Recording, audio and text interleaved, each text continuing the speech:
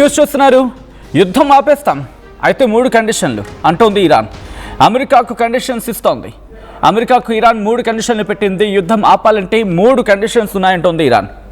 అందులో మొట్టమొదటిది ఇరాన్కి సంబంధించి లెజిటిమేట్ రైట్స్ని, అంటే ఇరాన్కున్న పౌర హక్కులను కావచ్చు, లేకపోతే వాళ్ళకున్న రైట్స్ని, ఇరాన్కున్న చట్టబద్ధంగా ఉన్న హక్కులను కాపాడాలి. దాంతోపాటు payment of reparations and lastly firm international guarantee against future aggression. 1, 2, 3 ముందుగా ఇరాన్కున్న లెజిటిమేట్ రైట్స్ని కాపాడాలి. దాంతోపాటు మాకు జరిగిన నష్టాన్ని భరించాలి, పూడ్చాలి. అండ్ 3వది ఇంటర్నేషనల్ గ్యారంటీ మాకు కావాలి, ఫ్యూచర్లో అగ్రెషన్ జరగకుండా. ఇది అంటోంది నేను కాదు, ఏకంగా ఆ దేశ అధ్యక్షుడు మసూద్ పెజెష్కియాన్ చేసిన ట్వీట్ మీరు చూస్తున్నారు. ఇరాన్ అధ్యక్షుడు మసూద్ పెజెష్కియాన్ కొద్దిసేపటి క్రితం ఆయన ట్వీట్ చేశారు. Talking to leaders of Russia and Pakistan reaffirmed Iran's commitment to peace in the region. The only way to end this war, 1, ignited by the Zionist regime and the US, is recognizing Iran's legitimate rights. 2, payment of reparations. 3, and firm international guarantees against future aggressions. So మొత్తం 3 కండిషన్స్ని Iran ఇటు ప్రపంచం ముందుంచింది. మీరు చూడొచ్చు, coat చేస్తుంది talking to leaders of Russia and Pakistan అంటూ కూడా. రష్యాతో మాట్లాడాను, అలాగే పాకిస్తాన్తో కూడా మాట్లాడాను. నేనైతే సిద్ధంగా ఉన్నాను. ఇరాన్ అయితే మాత్రం సంసిద్ధంగా ఉంది. ఈ ప్రాంతంలో, వెస్ట్ ఏషియా ప్రాంతంలో శాంతి స్థాపనకు కావచ్చు, లేకపోతే ఏషియాలో శాంతి స్థాపనకు సంబంధించి ఇరాన్ సిద్ధంగా ఉంది. బట్ ఈ యుద్ధం ఆగాలంటే ఉన్న ఏకైక మార్గం జియోనిస్ట్ రెజీమ్ అండ్ యుఎస్, అంటే యుఎస్ కావచ్చు లేకపోతే ఇజ్రాయెల్, వీళ్ళిద్దరూ కలిపి ప్రారంభించిన యుద్ధాన్ని, వీళ్ళిద్దరూ ఆజ్యం పోసిన ఈ యుద్ధాన్ని ఇక్కడ మమ్మల్ని గుర్తించాలి, ఇరాన్స్ లెజిటిమేట్ రైట్స్ని గుర్తించాలి. దాంతోపాటు ఇంతవరకు జరిగిన మాకు నష్టాన్ని పూడ్చాలి. అండ్ చివరాఖరిది, భవిష్యత్తులో ఎటువంటి దాడులు జరగకుండా ప్రపంచం గ్యారంటీ ఇవ్వాలి, మాకు ప్రపంచ దేశాలు గ్యారంటీ ఇవ్వాలని చెప్పి. ఈ 3 జరుగుతాయా? మాట్లాడుకునే ప్రయత్నం చేద్దాం. ముందుగా వెరీ ఫస్ట్ ఇరాన్స్ లెజిటిమేట్ రైట్స్ని గుర్తించడం. ఇక్కడ కదా అమెరికా టార్గెట్ చేస్తుంది, సాధ్యమవుతుందా? ఆయతుల్లా అలీ ఖమేనీ నేర్పిస్తుంది ఆ దేశానికి సంబంధించి అటువంటి సంప్రదాయం ఉండకూడదని కదా, ప్రజాస్వామ్యం, సోకాల్ డెమోక్రసీ అక్కడ కావాలని చెప్పి. అండ్ మరి ముఖ్యంగా ఆ దేశ సుప్రీం లీడర్ ఈ సిస్టమ్ ఉండకూడదు, ప్రజాస్వామ్యం రావాలి, రెజ్యూమ్ చేంజ్ అవ్వాలి అంటూ కూడా మాట్లాడుకున్న సందర్భం. అమెరికా ఒప్పుకుంటుందా? And as of now no. రెండోది పేమెంట్ ఆఫ్ రిపరేషన్స్. ఇక్కడ దీని గురించి మాట్లాడుకుందాం. ఏకంగా దీంట్లో మరొక 2-3 కండిషన్స్ ఉన్నాయి. 10 లక్షల కోట్ల రూపాయలు పరిహారం చెల్లించాలంటూ ఇజ్రాయెల్ అమెరికాకు కండిషన్ పెట్టింది. యుద్ధం కారణంగా దెబ్బతిన్న మౌలిక సదుపాయాలు, అంటే చమురు క్షేత్రాలు కావచ్చు, లేకపోతే దాంతోపాటు ఉన్న మరికొన్ని అంశాలు కావచ్చు, వాటికి భారీ నష్టం జరిగింది. దాంతోపాటు ప్రాణ నష్టం కూడా భారీగా జరిగింది. వాటికి పరిహారం చెల్లించాలి. ప్రస్తుత లెక్కల ప్రకారం ఇరాన్కు దాదాపు 10 లక్షల కోట్ల రూపాయలు నష్టం చెల్లించాల్సి ఉంటుంది. దీంతోపాటు మౌలిక సదుపాయాలు, చమురు క్షేత్రాలపై జరిగిన దాడుల గురించి మాట్లాడుతోంది ఇరాన్. ఏకంగా 4,60,000 కోట్ల రూపాయల నష్టం జరిగింది అనేది ఇరాన్ చెబుతున్నమాట. అంటే సైనిక ఆస్తి నష్టాన్ని కూడా దీంట్లో కలిపే ప్రయత్నం చేస్తుందా అంటే బిగ్గెస్ట్ క్వశ్చన్ మార్క్. దాదాపు 2,30,000 కోట్ల రూపాయలు అంటోంది ఇరాన్. ఆర్థిక వ్యవస్థకు జరిగిన నష్టం 1,38,000 కోట్లు. భవిష్యత్తులో దాడులు జరగబోమని హామీ కూడా ఇవ్వాలంటూ కూడా చెప్పుకొచ్చిందంటే అర్థం చేసుకోవచ్చు. ఇలా యుద్ధం ఆపాలంటే ఇప్పటికీ ఆ 3 కండిషన్స్ మీరు ఒప్పుకోక తప్పదంటూ కండిషన్స్ పెడుతోంది ఇరాన్, ఇటు ఇజ్రాయెల్కి అలాగే అమెరికాకు. అయితే ప్రపంచ దేశాలకు చెప్తోంది. ఇప్పటికీ అమెరికా కూడా ప్రయత్నాలు జరిపింది. అమెరికా ఇటు మధ్య ప్రాచ్యంలో పరిస్థితుల గురించి ఆందోళన ఆ దేశాలు వెలువెత్తిన తర్వాత అమెరికా కూడా మధ్యవర్తిత్వం కోసం ప్రయత్నం చేసింది. యూరోప్ లాంటి దేశాలను పంపించే ప్రయత్నం చేసింది. అఫ్కోర్స్ ఇప్పుడు పాకిస్తాన్ గురించి మాట్లాడుకుంటున్నప్పటికీ పాకిస్తాన్గా ప్రయత్నం చేస్తుందంటే నో, బిగ్గెస్ట్ క్వశ్చన్ మార్క్ అక్కడ కూడా. ఎందుకంటే అమెరికా బ్యాక్ ఎండ్ లేకపోతే పాకిస్తాన్ అడుగు వేయదు, ఎందుకంటే భయం పాకిస్తాన్కి కూడా. సో ఇటువంటి సందర్భంలో పశ్చిమాసియాలో యుద్ధం మొదలై 2 వారాలు గడుస్తున్నా ఎక్కడ కూడా బాంబుల మోత ఆగటం లేదు, తగ్గటం లేదు. ఒకప్పుడు మేం గెలిచామని చెప్పి ట్రంప్ ప్రకటిస్తూ ఉంటే ఇంకోవైపు షరతులకు ఒప్పుకుంటేనే శాంతి అంటోంది ఇరాన్. ఇటువంటి పరిస్థితులు హర్మూజ్ స్ట్రైట్ ఆఫ్ హార్మూజ్ మూతపడి ప్రపంచవ్యాప్తంగా చమురు ధరలు ఆకాశాన్ని తాకుతున్న వేళ ఇరాన్ అధ్యక్షుడు పెట్టిన ఆ 3 డిమాండ్స్ గురించి మాట్లాడుకుంటున్న పరిస్థితి. అవి ఆమోదయోగ్యంగానే ఉన్నాయా అంటే కనుక 1, 2, బహుశా 1, 2, 3 కూడా అమెరికా కోణంలో చూస్తే ఆమోదయోగ్యంగా లేవు. కారణం డీటెయిల్గా మాట్లాడుకుంటాం. ఫిబ్రవరి 8న అమెరికా, ఇజ్రాయెల్ కలిపి ఇరాన్ మీద దాడి చేశాయి. దీంట్లో 1200 మంది ప్రాణాలు కోల్పోయారు అండ్ 10,000 మందికి పైగా గాయాలయ్యాయి. ఈ 12 మందిలో supreme leader Ayatollah Ali Khamenei ఉన్నారు, వాళ్ళ సైనికులు ఉన్నారు, సైన్యాధ్యక్షులు ఉన్నారు, కమాండర్స్ ఉన్నారు, దాంతోపాటు సామాన్య ప్రజలు ఉన్నారు, వీళ్ళందరూ కూడా ఉన్నారు. అయితే యుద్ధానికి కనుక ఎండ్ కార్డు పడాలంటే మేము విధించిన 3 కండిషన్స్కి అమెరికా సహా ఇజ్రాయెల్ కూడా తలొగ్గాల్సిందే అంటూ కూడా ఇరాన్ అధ్యక్షుడు పెజెష్కియాన్ చేసిన ప్రకటన ప్రశంసనీయంగా మారుతోంది. ఇక్కడ ఆయన చేసిన ట్వీట్ గురించి మాట్లాడుకునే ప్రయత్నం చేద్దాం. ఆయన ఏమంటాడంటే కనుక రష్యా, పాకిస్తాన్ దేశాధినేతలతో నేను డిస్కషన్ జరిపాను. దాంతోపాటు ఇజ్రాయెల్, అమెరికా ఈ 2 ప్రారంభించిన యుద్ధం ఆగాలంటే మా డిమాండ్లకు తలొగ్గాల్సిందే. ఒకటేంటి, అంతర్జాతీయ వేదికలపై ఇరాన్ సార్వభౌమాధికారాన్ని, దానికి ఉన్న చట్టబద్ధమైన హక్కులను గుర్తించాలి. రెండోది, ఈ 13 రోజుల 14 రోజుల్లో జరిగిన నష్టానికి భారీగా నష్టపరిహారం చెల్లించాలి. ఇక ఆఖరిది, భవిష్యత్తులో మాపై ఎటువంటి దాడులు జరగవని చెప్పి అంతర్జాతీయ సమాజం మాకు హామీ ఇవ్వాలి అనేది ఆయన చెప్పిన మాట. మరి ప్రపంచ ఆర్థిక వ్యవస్థ పరిస్థితి ఏంటి? ఎందుకు ఈ ప్రెషర్ వస్తోంది? ఎందుకంటే ఇటు అమెరికా మీద ప్రెషర్ పడుతోంది, ఇజ్రాయెల్లో కూడా ప్రజల నుంచి నిరసన వ్యక్తం అవుతోంది. అమెరికాలో మిడ్ టర్మ్ ఎలక్షన్స్ ఉన్నాయి. సో వాటి గురించి పక్కన పెట్టినా అమెరికాలో కూడా ధరల పెరుగుదల అనేది ఉంది అనేది వినిపించమాట.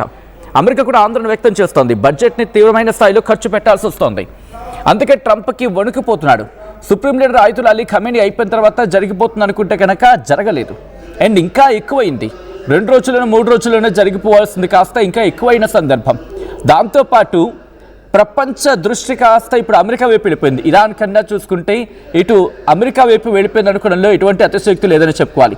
అండ్ దీంతో పాటు మాట్లాడుకుంటే కనుక ఇరాన్కి సంబంధించి ఆ కాన్సన్ట్రేషన్ ఇప్పుడు డైవర్ట్ చేయాల్సి వస్తుందా? నో.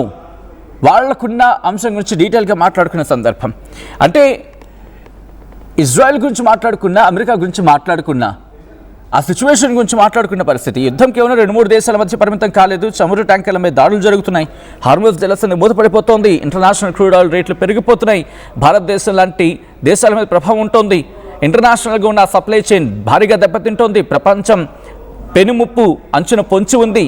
యుద్ధం గెలిచామని చెప్పి అమెరికా అధ్యక్షుడు తొడలు కొట్టేసుకుంటున్నాడు, కానీ ఓడిపోయామని చెప్పి వాళ్ళ సైన్యాధ్యక్షుడు ఓడిపోయడం ఇన్ ద సెన్స్ అక్కడ వాళ్ళు ఒప్పుకోకపోయినప్పటికీ వాళ్ళు భారీగా నష్టం పడుతోంది. అందుకే మధ్యవర్తిత్వం కోసం ప్రయత్నాలు జరుపుతున్నారు. కానీ మధ్యవర్తిత్వం జరుగుతోందా లేదా అనేది యూరోప్ని కూడా రంగంలోకి దించింది. ఒక పక్క పాకిస్తాన్ నుంచి ప్రయత్నాలు చేస్తోంది. వాళ్ళ దేశమే, వాళ్ళ సైన్యమే అంటున్న పరిస్థితి.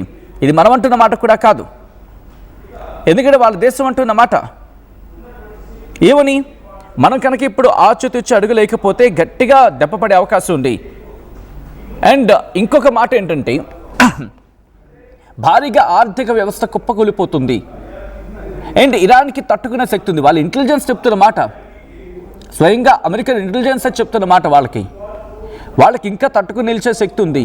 ఒకవేళ వాళ్ళని మనం ఢీకొనాలి అనుకుంటే కనుక, ఇరాన్ ఇంకా దెబ్బ కొట్టాలంటే ఎయిర్ ఆపరేషన్స్ సరిపోదు, ఏరియల్ అటాక్స్ సరిపోవు, గ్రౌండ్లోకి దిగాలి. గ్రౌండ్లోకి దిగి అక్కడ రెజ్యూమ్ని చేంజ్ చేస్తే కనుక అప్పుడేమైనా మనకు కలిసి రావచ్చేమో తప్ప ఏరియల్ అటాక్స్ అనేది ఇంక మనకు సరిపోదు. మరి దీనికి ఒప్పుకుంటుందా? పోనీ భూతల దాడులు దిగాలంటే ఇరాన్ భౌగోళిక స్వరూపం అంత సపోర్టివ్ కాదు. అటువంటిది ఏరియల్గా వెళ్ళి ఢీకొట్టాల్సిన సందర్భం ఉంటుంది. బట్ ఇక్కడ చూసుకుంటే ల్యాండ్ మైన్స్ లాగా వాటర్ మైన్స్ పెడుతున్న సందర్భం ఇరాన్. సో ఇటువంటి నేపథ్యం ఈ కథను మిమ్మల్ని కాస్త కలవరపరచవచ్చు. అయితే మిమ్మల్ని కలవరపాటు గురి చేయడం ఆర్టీవీ ఉద్దేశం కాదు, కానీ ఇటువంటి కథనాలు చూసినప్పుడు కాస్త కలవరపాటు గురి అవకాశం ఉంటుంది. కాబట్టి దీనికి సంబంధించి తగిన జాగ్రత్తలు తీసుకోవాలని ఆర్టీవీ సూచించడం జరుగుతోంది. This is advising content video description is highly advised. 10 లక్షల కోట్ల రూపాయలు ఇరాన్ ఇటు అమెరికా నుంచి పొందుతుందా? అమెరికా ఇవ్వడానికి ఒప్పుకుంటుందా? ఇప్పటికీ నేను గెలిచేసామని చెప్తున్నాడు ట్రంప్. 6 వారాలు అవ్వాల్సింది 2 వారాలను పూర్తయింది అంటున్నాడు. మహా అయితే ఇంకొక 2-3 వారాలు నేను ఇప్పుడు ఒప్పుకుంటే ఇప్పుడే యుద్ధం అయిపోతుంది అంటున్నాడు. ఇది చాలా చిన్న టార్గెట్ మిగిలింది అంటూ కూడా చెప్తున్నాడు. బట్ ఇక్కడికి వినిపించే ఇంకొక మాట ఏంటంటే ఇరాన్తో చర్చల కోసం అమెరికా ప్రయత్నించింది, అవి విఫలమయ్యాయి. ఇరాన్ ఒప్పుకోలేదు. దాంతో యూరోప్ను కూడా సంప్రదించింది, యూరోప్ను కూడా రంగంలోకి దించింది, యూరోప్తో కూడా మధ్యవర్తిత్వం కోసం ప్రయత్నం చేసింది. కానీ యూరోప్ చేసిన ప్రయత్నాలు కూడా ఫెయిల్ అయ్యాయి. అండ్ ఆ తర్వాత ఏషియన్ కంట్రీస్ నుంచి ప్రయత్నం చేస్తోంది అండ్ రష్యా నుంచి కూడా ప్రయత్నాలు జరుపుతోంది. At the same time Oman, Qatar లాంటి దేశాల నుంచి కూడా ప్రయత్నాలు జరిపిస్తోంది. ఇక్కడ ఒక ఈక్వేషన్ గురించి మాట్లాడుకునే ప్రయత్నం చేద్దాం. కాస్త కన్ఫ్యూజన్గా ఉండొచ్చు, కాస్త క్లారిటీగా మాట్లాడుకునే ప్రయత్నం చేద్దాం. ఒమన్ కావచ్చు, ఖతర్ కావచ్చు, ఈ రెండూ కూడా మధ్యవర్తిత్వం కోసం ప్రయత్నం చేశాయి. మీకు గుర్తుందా? ఒమన్ అండ్ ఖతర్, ఈ రెండు కూడా.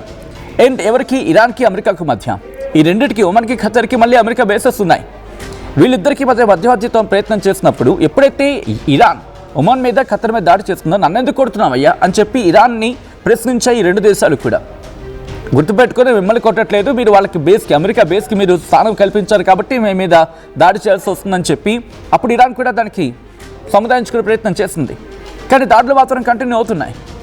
కానీ ఇక్కడ వీళ్ళంటున్న మాట ఏంటి? భవిష్యత్తులో అటువంటి దాడులు జరగకూడదు అండ్ మమ్మల్ని గుర్తించాలి. ఇది ప్రపంచం గ్యారంటీ ఇస్తుందా? ఎవరిస్తారు గ్యారంటీ? ఏ దేశం ఇస్తుంది గ్యారంటీ? ఇంత దాడి జరుగుతుంటే ఒక్క దేశం అక్కడ సపోర్ట్గా నిలిచిన సందర్భం ఉందా ఇరాన్కి? లేదు కదా. ఇక్కడ ఇరాన్ దేశం గురించి మాట్లాడుతున్నాం, అక్కడ రెజ్యూమ్ గురించి కాదు. రెజ్యూమ్ అంటే అయతుల్లా అలీ ఖమేనీ ఏమైనా గొప్పగా చేశాడా? లేదు. ఆయన చేసిన పెంట దాంట్లో ఉంది. మహిళలకు ఇచ్చిన ఆయన గౌరవం బుగ్గిపాలైపోయింది అక్కడ. మహిళలకు ఇరాన్ ప్రభుత్వం, మరీ ముఖ్యంగా అయతుల్లా అలీ ఖమేనీ ఇచ్చిన ఆ మర్యాద మంట కలిసిపోయింది అక్కడ. అందుకే మహిళలు రోడ్డు మీదకి వచ్చారు. వాళ్ళ హిజాబ్ తీసేసి ఒక్కసారిగా వెల్లువ నిరసన. కాబట్టి రెజ్యూమ్కి సపోర్ట్గా ఉన్నారంటే కనుక వినిపించే మాట ఏంటో తెలుసా? ఇది నేనంటున్న మాట కాదు, అమెరికాకు వాళ్ళ ఇంటెలిజెన్స్ ఇస్తున్న ఇన్ఫర్మేషన్. ఇరాన్లో ఇప్పటికీ ఆ రెజ్యూమ్ వాళ్ళ అథారిటీ కంటిన్యూ అవుతోంది. కాబట్టి ఇప్పుడు మనం ఏం చెయ్యలేమని చెప్పి వెనిజులాగా అనుకున్నాడు. మదురో వెళ్ళిపోతాడు, మదురోను పట్టుకెళ్ళిపోయిన తర్వాత అక్కడ ప్రభుత్వాన్ని చేతిలోకి తీసేసుకోవచ్చు, దేశం అంతా మన చేతిలోకి వచ్చేస్తుందని చెప్పి. కానీ ఎక్కడికక్కడ ఇరాన్ విషయంలో పూర్తిగా ట్రంప్ విఫలమయ్యాడా? నేను మిమ్మల్ని అడిగే ప్రయత్నం చేస్తున్నాను. అంచనా వేయడంలో విఫలమయ్యాడా, లేకపోతే ఆచూతూచి అడుగులు వేయడంలో విఫలమయ్యాడా, పూర్తిగా తన ఆలోచన విధానం తప్పబడిందా? ఎందుకంటే ఒక రెండు మాటలు ప్రశ్నించుకునే ప్రయత్నం చేద్దాం. ట్రంప్ అనే వ్యక్తి ఎప్పుడైతే సుప్రీం లీడర్ అయతుల్లా అలీ ఖమేనీని చంపేశాడో ఆ తర్వాత ఎక్కడ ఇన్వాల్వ్ అయ్యాడు వారిలోని? ఇప్పటి వరకు కూడా ఎక్సెప్ట్ నేవీకి సంబంధించి మాట్లాడుకుంటే ఇరాన్ విషయంలో ఇజ్రాయెల్లే దాడులు చేస్తోంది, ఇజ్రాయెల్ చేత దాడులు చేయించడం జరుగుతోంది. అంటే ఇక్కడ కామ్గా ఊరుకుంది. అండ్ యాంటీ మిజైల్ సిస్టమ్ని మాత్రం ప్రపంచ దేశాలకు వాళ్లకున్న అటాకింగ్ జరుగుతుంది అనుకున్న ఆ దేశాలకు మాత్రం ఇచ్చింది. థాడ్ లాంటివి ఇచ్చింది, దాంతోపాటు కొన్ని మిజైల్స్ ఇచ్చింది. ఇవ్వాల్సిన పరిస్థితి, ఎందుకంటే వాళ్ళ ఎయిర్ బేస్ ఉన్న వాళ్ళ మిలిటరీ బేసెస్ ఉన్నాయి కాబట్టి. అండ్ ఇటువంటి తరుణంలో ఇంత భారీ ఆస్తి నష్టం జరుగుతుంటే, ప్రాణ నష్టం జరుగుతూ ఉంటే, ప్రపంచ దేశాల నుంచి ప్రజలు వస్తూ ఉంటే, ఈ విధ్వంసం ప్రపంచ దేశాలకు పాకుడుతూ ఉంటే అమెరికా కాళ్ల బేరానికి వచ్చే అవకాశం ఉందా? లేకపోతే ఇరాన్ని కాళ్ల బేరానికి తెచ్చే ప్రయత్నం చేస్తుందా? లేకపోతే వీళ్ళిద్దరూ ఎవరికెవరు తగ్గేదరినట్టుగా ఈ యుద్ధాన్ని కంటిన్యూ చేస్తారా? మీరేమనుకుంటున్నారు? కమెంట్ చేసే ప్రయత్నం చేయండి. ఈ కథనం మిమ్మల్ని కాస్త కలవరపరచొచ్చు. అయితే మిమ్మల్ని కలవరపాటు గురి చేయడం ఆర్టీవీ ఉద్దేశం కాదు. కానీ ఇటువంటి కథనాలు చూసినప్పుడు కాస్త కలవరపాటు గురి అవకాశం ఉంటుంది కాబట్టి దీనికి సంబంధించి తగిన జాగ్రత్తలు తీసుకోవాలని ఆర్టీవీ సూచించడం జరుగుతుంది. This is disturbing content. Viewer discretion is highly advised. ఒకసారి దృశ్యాలు చూద్దాం తాజాగా జరుగుతున్న దాడులకు సంబంధించి.